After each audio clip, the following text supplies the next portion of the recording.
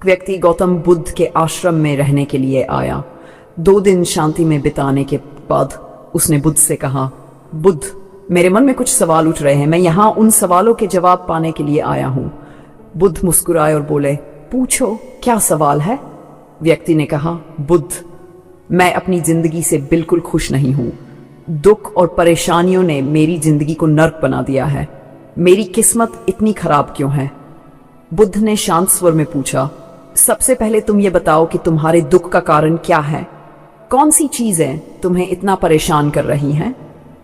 व्यक्ति ने कुछ देर सोचा और फिर कहा, यह कैसा सवाल है?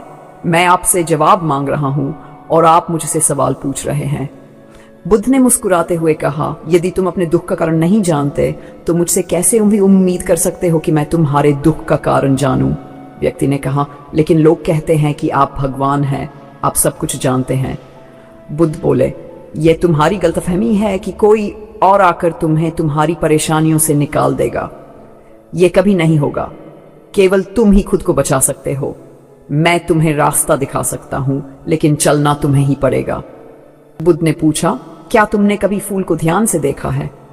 व्यक्ति ने आश्चर्य से कहा, बुद्ध, फूल तो एक साधारण चीज है, हर कोई उसे देखता है।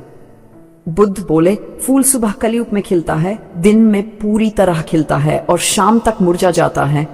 यदि फूल यह सोचकर चिंता करे कि शाम तक उसे मुरझा जाना है तो वह कभी खिल ही नहीं पाएगा। इसी तरह यदि तुम केवल अपने दुखों के बारे में सोचते रहोगे तो तुम कभी खुश नहीं रहोगे। बुद्ध ने समझाया, तुम्हारे जीवन में अभी भी बहुत सी ऐसी चीजें हैं जिनके बारे में सोचकर तुम खुश हो सकते हो। अपने जीवन की अच्छाइयों पर ध्यान दो, न कि कमजोरियों पर।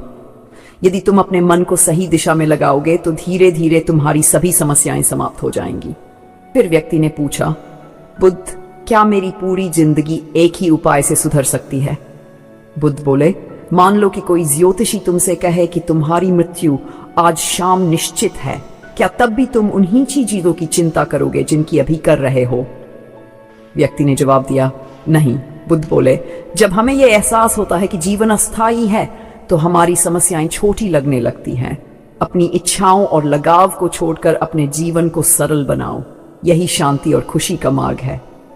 बुद्ध ने उसे 2 दिन तक एकांत में बैठकर अपने दुखों और खुशियों को कागज पर लिखने का सुझाव दिया। व्यक्ति ने ऐसा किया और 2 दिन बाद अपने अनुभव बुद्ध के साथ साझा किए। उसने कहा, मैंने महसूस किया कि मेरे दुखों के ज्यादातर कारण मेरे अपने कर्म और विचार थे। बुद्ध ने उसे समझाया, यदि तुम अपने मन को नियंत्रित करोगे और जीवन के मध्य मार्ग को अपनाओगे तो तुम सच्चे सुख और शांति का अनुभव करोगे। जीवन की समस्याओं का समाधान हमारे अपने मन में छिपा है। इच्छाओं लगाव को छोड़कर अच्छाइयों पर ध्यान केंद्रित करने से ही सच्चा सुख मिलता है।